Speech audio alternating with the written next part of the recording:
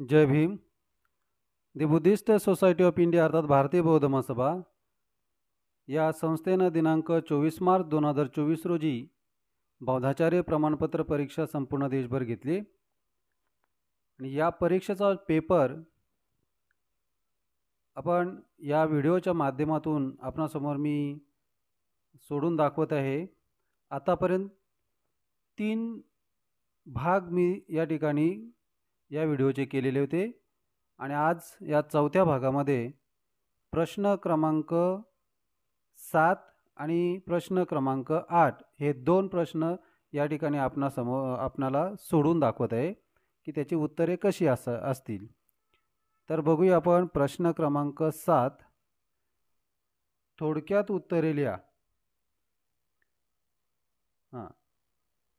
10 गुणाला हे प्रश्न आहेत, 10 प्रश्न आहेत, म्हणजे प्रत्येकी एक गुण आहे.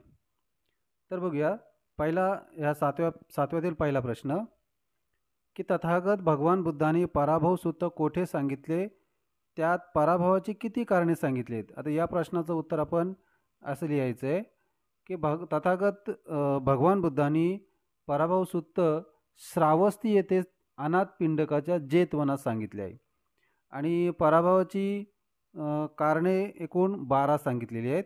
तर अशा पद्धतीनं याचं उत्तर आपण लिहायचे. प्रश्न 7व्यातील दुसरा, भारतीय संविधान सभेचे अध्यक्ष व मसुदा समितीचे अध्यक्ष यांची नावे लिहा. तर आपण सर्वांनी याचं उत्तर अशा पद्धतीने लिहायचे की भारतीय संविधान सभेचे अध्यक्ष डॉक्टर राजेंद्र प्रसाद हे होते, तर मसुदा समितीचे अध्यक्ष डॉक्टर बाबासाहेब आंबेडकर हे होते. यानंतर या 7व्यातील प्रश्न क्रमांक 3. तिसरा प्रश्न आहे, डॉक्टर बाबासाहेब आंबेडकरांच्या 3 गुरूंची नावे लिहा व डॉक्टर बाबासाहेब आंबेडकरांना धम्मदीक्षा देणाऱ्या भंतेजींचे पण नाव लिहा. तर अशा पद्धतीनं आपल्याला याच्यामध्ये 2 उत्तर अपेक्षित आहेत. तर बाबासाहेबांच्या गुरूंची नावं अशी आहेत, भगवान गौतम बुद्ध, त्याच्यानंतर संत कबीर आणि क्रांतीवीर ज्योतिबा फुले असे त्यांचे 3 गुरूंची नावं लिहायची आहेत. आणि त्यांना धम्मदीक्षा देणाऱ्या भंतेजींचं नाव आहे भंते चंद्रमणी महाथेरो. पुढचा 4था प्रश्न आहे, यशवंतराव आंबेडकर यांचे टोपण नाव व त्यांचे प्रवज्जित नाव लिहा. तर याचं उत्तर आपण लिहायचे, यशवंतराव आंबेडकर हे बाबासाहेबांचे प्रथम पुत्र आहेत. तर त्यांचं टोपण नाव हे भैयासाहेब आंबेडकर असं नाव त्यांचं आहे आणि त्यांचं प्रवज्जित नाव हे भंते पंडित काश्यप असं त्यांचं प्रवज्जित नाव आहे. त्यांनी चैत्यभूमी येथे प्रवज्जा घेतलेली होती. त्यानंतर पुढचा प्रश्न आहे, आदरणीय मीराताई आंबेडकर यांना महाउपासिका ही पदवी कोणी, कोठे व कधी दिली. आता या प्रश्नाचं उत्तर आपण असं लिहायचे की आदरणीय महाउपासिका मीराताई आंबेडकर यांना महाउपासिका ही पदवी भंते आनंद मित्र थेरो यांनी चैत्यभूमी मुंबई येथे दिलेली आहे. तारीख लिहायची आहे 16 मे 1986 रोजी. तर अशा पद्धतीनं हे याचं उत्तर लिहायचे. प्रश्न 7व्यातील 6वा की डॉक्टर बाबासाहेब आंबेडकरांच्या आजोबांचे नाव व त्यांचे मूळ गावाचे नाव लिहा. तर या ठिकाणी बाबासाहेबांच्या आजोबांचं नाव आपण लिहायचे मालोजी सपकाळ आणि मूळगाव आंबडवे, तालुका मंडणगड, दापोली, जिल्हा रत्नागिरी. तर हे नावं लिहिताना व्यवस्थित लिहायचे आहेत, कारण बऱ्याचशी नावं लिहिताना चुकीच्या पद्धतीने लिहिली जातात. तर मालोजी सपकाळ असंच लिहायचे आणि मूळगाव त्यांचं बाबासाहेबांचं आंबडवे, तर या पद्धतीने लिहायचे. पुढचं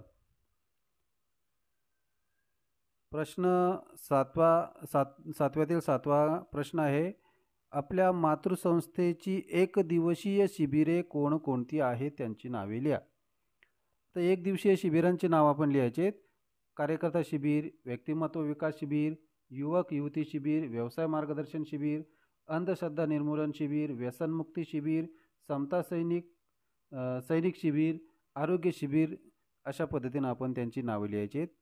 प्रश्न 8वा आहे, आपल्या संस्थेत महिला शाखा स्वतंत्रपणे करण्यास कोणी पुढाकार घेतला व महिला शाखा कधीपासून निर्माण झाल्या? तर या प्रश्नाचं उत्तर आपण लिहायचे डॉक्टर भीमराव यशवंत आंबेडकर यांनी पुढाकार घेतला की स्वतंत्रपणे महिला शाखा तयार कराव्यात म्हणून. आणि कधीपासून निर्माण झाल्या तर दिनांक 15 ऑगस्ट 2023 पासून या महिला शाखा तयार झालेल्या आहेत. त्याच्यानंतर पुढचा प्रश्न आहे, भारतीय बौद्ध महासभेचे 5वे राष्ट्रीय अधिवेशन कधी व कोठे झाले? तर 5वे राष्ट्रीय अधिवेशन दिनांक 12, 13 आणि 14 मार्च 1999 रोजी खुर्जा बुलंदशहर उत्तर प्रदेश या ठिकाणी झालेले होते. तर ते त्याचं आपण उत्तर लिहायचे तशा पद्धतीनं. पुढचा प्रश्न आहे 10वा प्रश्न, डॉक्टर बाबासाहेब आंबेडकरांच्या जीवनात सन 1912 साली कोणत्या महत्त्वाच्या घटना घडल्या? तर या प्रश्नाचं उत्तर आपण लिहिणार आहोत की डॉक्टर बाबासाहेब आंबेडकरांच्या जीवनात महत्त्वाच्या घटना अशा आहेत. BAची परीक्षा पास झाले, ही पहिली घटना. आणि दुसरी घटना, बाळ यशवंत या पहिल्या मुलाचा जन्म झालेला आहे.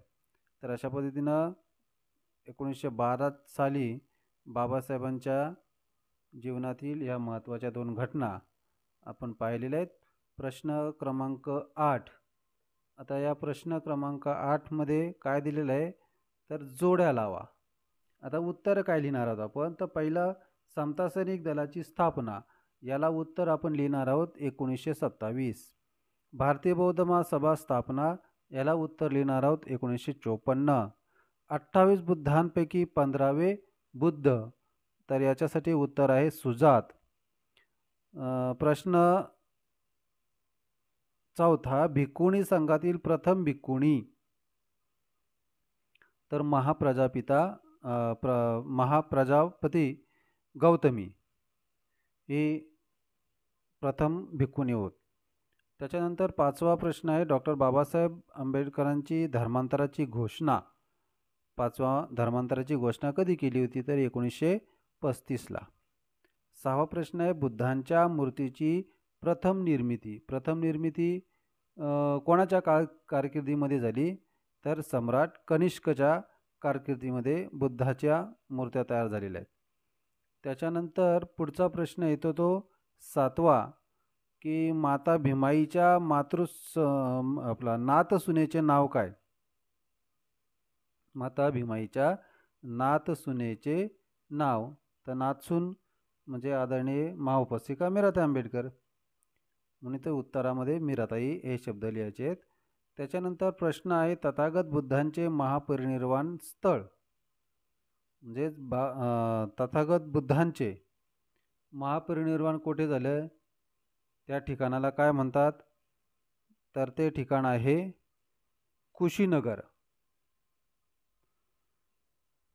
पुढचा प्रश्न आहे, तथागत बुद्धांचं झालं. 9वा प्रश्न आहे, स्मृतिदिन संस्कार विधी, तर स्मृतिदिन संस्कार विधीलाच आपण काय म्हणतो?